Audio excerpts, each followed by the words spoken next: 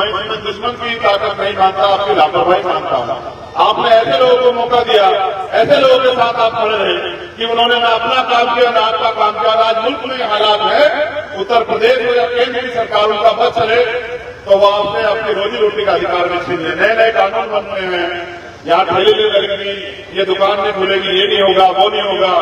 ये सब चीजें इसलिए बन रही है क्योंकि वो आज RSS के लोग सरकार में बैठे हैं और सरकार में बैठे सरकारी मशीन से गरीबों को सताने का काम कर रहे हैं। ना किसान खुशहाल है, ना मजदूर खुशहाल है, ना व्यापारी खुशहाल है, ना दलित पिछड़े मुसलमान खुशहाल है, ना ही महिलाएं सुरक्षित है। रोज ये हत्याएं हो रही है और हम जाए तो जाए कहां? जाते हैं थाना कचहरी में तो पुलिस के अधिकारी बेचारे करना भी चाहें तो सरकार के नेता का मंत्री का फोन आता है कि चुप रहो, जो हम कह रहे हैं। आज हालात ऐसे हैं, लोग बेबस है, लाचार है, नौजवान पढ़ लिख के बेरोजगार घूम रहा है, भर्ती आती नहीं है, घोटाले हो जाते हैं। कोई भर्ती आ जाए तो 69,000 शिक्षक भर्ती कर आरक्षण में घोटाले हो जाते हैं। और हालत तो ये है, ये भी नहीं पता जो आज पुलिस के लोग हमारे खड़े हैं कि इनकी नौकरी भी कितने दिन की है। आज ये भी नहीं पता कि कब सस्पेंड हो जाए या कोई नया नियम आके इनको भी बाहर कर दे। तमाम अधिकारी कर्मचारी सब लोग परेशान हैं और सब चाहते हैं कि मुक्ति मिले, मगर मुक्ति कैसे मिलेगी जब वो सत्ता में बैठे हैं? सत्ता में बैठ के आपको फिर थोड़ा खिलाएंगे, सत्ता में बैठ के तो इंतजाम करेंगे। उनको मीडिया के लोग सुरक्षित नहीं है। कोई अगर मीडिया का साथी ईमानदार से पत्रकारिता करना चाहे तो उसको भी नहीं पता कि सामने का जेल में रहेगा, घर में रहेगा, उसको भी नहीं पता। कई पत्रकार, अभी परसों एक पत्रकार पीटे गए और वो पत्रकार गुस्सा जी कोई थे बेचारे और वो वीडियो करके कह रहे थे एक पत्रकार को पीटे, मैंने वीडियो बनाई तो मेरा फोन तोड़ दिया और 4-5 अधिकारियों ने मुझे पीटने का काम किया। हालात ऐसे हैं, सब बेबस से लाचार है, सोचते हैं कि हो क्या। मगर मैं समझता हूं इससे बुरे बुरे समय देश नहीं देखते। एक ऐसा भी दौर था कि देश में अंग्रेजों के राज में बहुत आजादी नहीं थी, न पढ़ने की, न लिखने की, न आगे बढ़ने की। हमने तब भी संघर्ष किया, हम तब भी लड़े और इन हालातों से भी हम लोग निकल जाएंगे अगर हम बुनियादी फैसले समझदारी से करने लगे। आप मेरे बारे में जानते हैं, मैंने 16 महीने जेल काटी, कोई चोरी डाका डाल के नहीं काटी, बस अपने लोगों के लिए लड़ रहा।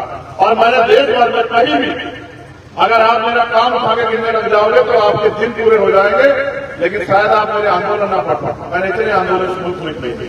जब भी कहीं किसी के साथ अन्याय हो, चाहे 2 अप्रैल का अन्याय हो, चाहे उन्नाव की घटना हो, चाहे हाथरस की घटना हो, चाहे CNPR राशि का मामला हो, और मुझे बड़े दुख के साथ कहना पड़ा, जिनको नेता आपने बनाया, जिनको सींचा आपने, जिनको ताकत दिया आपने, जिन लोगों को आपके लिए आगे खड़ा होना चाहिए था, जिनको आपने जमीन से उठाकर सर पर उठाया, जब आपने मुसीबत आई आपकी आवाज उठाने वाला कोई नहीं था। आप समाज में देख रहे थे कोई आपकी आवाज। एक ऐसा भी बनाया उत्तर प्रदेश में कि उत्तर प्रदेश के राज्य के मुख्यमंत्री में 2022 से पहले उन्होंने कहा ऐलान करके कि मुसलमानों ने तो अपनी बेटियों को, अपनी बहनों को, अपनी पत्नियों को सड़क पर बिठा दिया, खुद घर में घुस कर रजाई में बैठे। ऐसा समझिए। और ऐसा समझ भी देखा कि जब किसानों के साथ अन्याय हुआ लखीमपुर में, बीजेपी के एक नेता पर गाड़ियां चढ़ा देते हैं तो पुलिस के सहारे से सब लोग को जाकर रोकते जाता है। मैं वहां भी 7 घंटे मोटरसाइकिल चला कर पहुंचा और मेरा प्रयास यही था कि जब कल मेरा सामना हुआ आप लोगों से तो मैं कम से कम आप लोग कहता हूं कि जब आपके साथ कोई अन्याय हुआ तो चंद्रशेखर घर पर नहीं बैठे।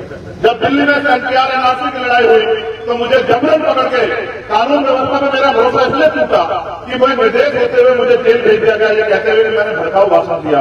29 दिन में जेल में रहा, खूब लाठियां खाई, अन्याय सहा। उसके बाद आया तो मुझे कोर्ट ने ऑर्डर दिया कि आप दिल्ली में नहीं रहोगे, आपको दिल्ली छोड़ के जाना पड़ेगा उत्तर प्रदेश 24 घंटे के अंदर। ये हमारा मुल्क है, हम टैक्स देते हैं, हम अपनी जीवन लगाते हैं। किसान मजदूर लोग बिल्डिंग बनाने में अपनी मेहनत लगाते हैं, पसीना लगाते हैं। और जैसे आपने कहा कि आप दिल्ली नहीं रहोगे, दिल्ली देश की राजधानी है, मैं नहीं रहूंगा तो कौन रहेगा? मैं 24 घंटे अड़ा रहा दिल्ली में और ये ऐलान करके आया कि पूरे 5,000 साइन बाग बना के आपको रोक, आपके अन्याय के खिलाफ रोक देंगे, इस लड़ाई को मजबूत करेंगे। और आया सबसे पहले घर नहीं गया, नेटोर गया, जहां सीधी गोलियां मारी गई। आप जानते हैं, देखो मैं पुलिस को इसको ज्यादा नहीं कहता, पुलिस सरकार की होती है। आज जिनकी सरकार उनके साथ काम करके दलाल किया जाएगा, आपके साथ काम करेंगे। मैं पुलिस को एडमिनिस्ट्रेशन को कुछ नहीं मानता, ये तो नौकर लोग हैं, सरकार की नौकरी करते हैं, अपने बच्चे पालना है इनको, ये क्या करते हैं इससे ज्यादा। ये अगर कुछ करना भी चाहे तो इनके हाथ बंधे हुए, इनसे मुझे कोई ज्यादा शिकायत नहीं है। मैं मानता हूं मैंने सरकारें भी देखी है। फिर मैं यहां से चला गया, देश भर में जहां भी अन्याय हुआ, यहीं आपके यहाँ बराबर में एक जिला में था, वहां तबले में टंकी में मार दिया गया। 2 फुट की टंकी में कहते हैं कि सुसाइड कर लिया, तो उसके परिवार ने उनसे कहा कि भैया आप आ जाओ, उसकी लड़ाई लड़ने के लिए गया और उनका मुकदमा दर्ज कराया पुलिस के खिलाफ, पुलिस के अधिकारियों के खिलाफ। जितनी मेरे अंदर हिम्मत थी, चाहे नासिर जुनैद की हत्या हो, चाहे यहाँ इंद्रशेखर के साथ अभी हत्या हुई, एक मिस्त्री को मार दिया गया, जितनी मेरे अंदर हिम्मत है और जहां जहां यही बिजनौर में एक बेटी के साथ रेलवे स्टेशन के पास अन्याय हुआ, जहां मेरे अंदर हिम्मत में मैं गया और लड़ा। लेकिन अब मुझे ऐसा लगता है कि ये लोकतंत्र है, सड़कों पर आवाज उठाता है, मीडिया जितना छाप सकते छाप देती है, लेकिन जिनको जवाब देना है वो जवाब नहीं देते, क्योंकि सड़क पता नहीं है। इस देश में अगर ताकत है प्रदेश के अंदर तो विधानसभाओं में, सदन में है, क्योंकि कानून वहां बनते हैं, कानून वहां से इम्प्लीमेंट होते हैं और सवाल का जवाब सरकार को वहां देना पड़ता है। या फिर संसद में ताकत है, कानून वहां से बनते हैं, कानून वहां से लागू होते हैं और कानून आपको मानने पड़ते हैं। और कानून में कितनी ताकत है आप जानते। कोरोना काल आया तो पुलिस सरकार ने कहा कि 8 बजे के बाद कोई घर से बाहर नहीं निकलेगा, आप लोग घर में बैठे। कानून आया कि 500 रुपये जुर्माना लगेगा अगर मास्क नहीं पहना होगा, आपने माना। कानून यहाँ नहीं बनते, कानून सरकारें बनाती है। इसलिए मैं अपने लोगों को समझाने के लिए निकला हूं। आपके पास नगीना जो पार्लियामेंट है, ये 3 चुनाव में यहाँ हो नगीना पार्लियामेंट और मीडिया के साथ भी यहाँ,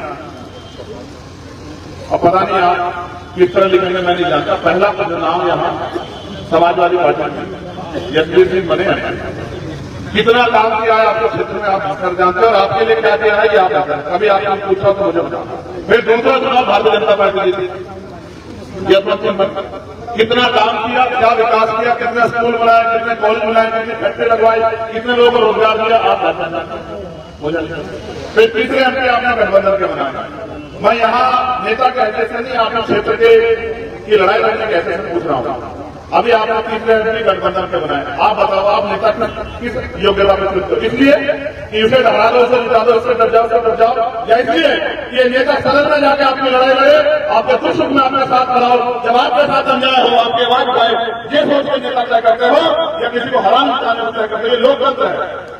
किसी को हराना जिताना बंद करो, अपनी ताकत बनाना शुरू करो। अगर आपको ताकत नहीं होगी तो जुर्म जाते अत्याचार होंगे। और मैं जिनको गुरु माता मानने वाले काशीराम साहब वो कहते थे कि लोकतंत्र में जिनके पास ताकत नहीं होती उनकी बहन बेटे का अपमान भी होता है, उनके साथ जुर्म जाती भी होती है और उनके हाथ ऐसे फैले हुए होते हैं। सरकार राशन देकर आपके वोट को लूट रही है। ये वोट बाबा साहब अम्बेडकर की 4 वर्ष में कुर्बानियों से मिला है। अगर वास्तविकता में आप चाहते हैं देश में आजादी रहे, सामाजिक, धार्मिक, आर्थिक आजादी रहे और आने वाले कल में राजनीतिक आजादी रहे, आपके यहाँ से एमपी एमएलए बने, प्रधान सरपंच बने, बीडीसी मेंबर, जिला परिषद आपके यहाँ चुनाव हो नगर पालिका के, तो फिर आपको ये लोग जो आपके वोट लेके काम नहीं करते, आप इनको टक्कर आपको देनी पड़ेगी। अगर आप इनको टक्कर नहीं दोगे तो फिर आप अपनी समस्याओं के जिम्मेदार खुद रहेंगे। और मैंने लोग को जिनमें मैं पैदा हुआ, जो मेरी माए बहन बैठे तो कितनी ठगी गई है पैदा जाकर। चुनाव के बाद उनकी बस्ती में कोई बैनर नहीं आता। अभी बीजेपी के लोग तमाम पार्टी लोग निकलेंगे, कहेंगे खाना खाएंगे, ये करेंगे। ये वोट हमें खाना खाने खिलाने की नहीं मिली। जो अधिकार हमें नहीं थे संविधान को पहले, उन अधिकारों को लागू कराने के लिए वोट की ताकत मिलेगी। अपनी ताकत को मजलूम, पिटे हुए, सताए हुए, गरीब, कमजोर इकट्ठे हो जाए महिलाएं और ताकत बना के अपनी लड़ाई लड़ें। और मैं आपसे कहना चाहता हूं, आज हालात ये है, कोई पैसे वाला राजनीति नहीं कर सकता, कोई व्यापारी राजनीति नहीं कर सकता। जिसके पास पैसा है, सीबीआई, ईडी, इनकम टैक्स वाले सुबह उसकी गर्दन पकड़कर शाम को टाइम भारतीय जनता पार्टी में। आज तो मैंने ये भी देखा, अपना विष्णु हो रहा था, मैंने देखा बहुत सारे मुस्लिम समाज के लोग बेचारे बीजेपी का झंडा लगा सकते हैं। मैंने रात में क्यों घूम रहे हैं, तो रात वाला व्यापार करते बंद हो जाएगा, नहीं लगाएंगे। तो ये हालत हो गई है कि डरा के, धमका के, लूट के, बेबस करके राजनीति की जा रही है। ये लोकतंत्र नहीं हो सकता है। इसलिए मैं आपसे कहना चाहता हूं, अगर आप चाहते हैं यहाँ आपके बच्चों को अच्छी शिक्षा मिले, आपके स्कूल कॉलेज बनना हो, अच्छे अस्पताल बने, उनमें आपके लिए इलाज की व्यवस्था हो, नौजवानों के लिए नौकरी की व्यवस्था हो, रोजगार की व्यवस्था हो, लोन मिले, लोगों को काम करने का अवसर हो, और तमाम तरह से जो अपनी राजनीतिक ताकत बढ़ाने के लिए जो अन्याय किया जा रहा है, स्पेशली मुसलमानों पे, दलितों पे, पिछड़ों पे, आदिवासियों पे, ये बंद, सिखों पे, जैन पे, बुद्धिस्टों पे कहाँ जाती है? कोई बहुत बुद्धिस्ट व्यक्ति को तो कार्यक्रम करके दिखाए, परमिशन लेनी पड़ेगी। और कब पुलिस के लोग आगे किसी के इशारे में नेता करके महापुरुषों को तस्करे मेरे से पता ही नहीं। अगर कोई मुसलमान काम कर, कोई अपना धार्मिक आयोजन करना चाहे कर ही नहीं सकता है, कोई सिख और जैन करना चाहे कर ही नहीं सकता है। जैन समाज के लोग जितने भी काम करते हैं सब पर भाजपा के लोगों ने कब्जा कर लिया। उनका एक मात्र मकसद ये है कि जैसे ईस्ट इंडिया कंपनी ने देश को गुलाम बनाया था, वो चाहते हैं कि अडानी अंबानी देश के सारे बिजनेस पे कब्जा कर ले और वो व्यापारी हिंदू मुसलमान कोई भी हो वो सब उनके अधीन हो जाए। ऐसा बन जाएगा मुल्क कि आपको रोजी रोटी के लिए भी, आपको पीने के लिए पानी और दूध के लिए भी अधीन होना पड़ेगा अडानी अंबानी के। और अडानी अंबानी के अधीन होने से अच्छा है कि हम ऐसे लड़े जैसे इस मुल्क को बचाने के लिए इस देश के क्रांतिकारी लड़े। और अगर हमने ठान लिया कि हम लड़ेंगे तो हमें कोई रोक नहीं सकता है। लोकतंत्र में हो सकती है। जिस सत्ता के दम पे यहाँ पे लोग ये हाल देख रहे हैं कि देश को कमजोर कर रहे हैं, वो सत्ता हमसे छीन लेंगे। एक ऐसा प्रेम भाईचारा गठजोड़ हम यहाँ पे बनाने का काम करेंगे नगीना से, जिसकी ताकत, जिसकी हिम्मत, जिसकी ऊर्जा, जिसकी उम्मीद पूरे प्रदेश में जाएगी और पूरे प्रदेश से हम लोग इसको खदेड़ने का काम करेंगे। इसलिए मैं आपसे कहना चाहता हूं, अब तक आपने मुझे सड़क पर ताकत दी, आप हमेशा मेरे साथ खड़े रहे, आपने मेरा हौसला नहीं गिरने दिया, आपने हमेशा एहसास किया कि चंद्रशेखर कमजोर नहीं है, चंद्रशेखर ताकत। मैं इस बार पहली बार आपके बीच में आऊं कि आप मुझे वोट की ताकत भी देते।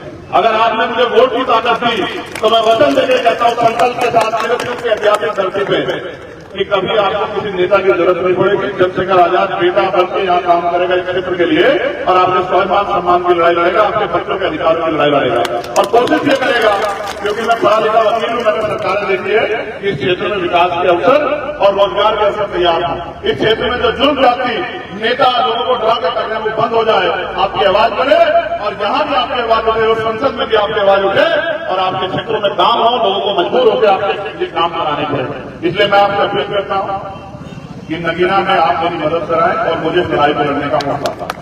अगर आपने हौसला मुझे दिया तो मैं लिख के देता हूं कि आने वाला कल नगीना का नहीं, इस क्षेत्र का वो बहुत मजबूत होगा और यहां हम लोग आजादी के साथ अपनी बात को आगे बढ़ा पाएंगे। बहुत बहुत धन्यवाद।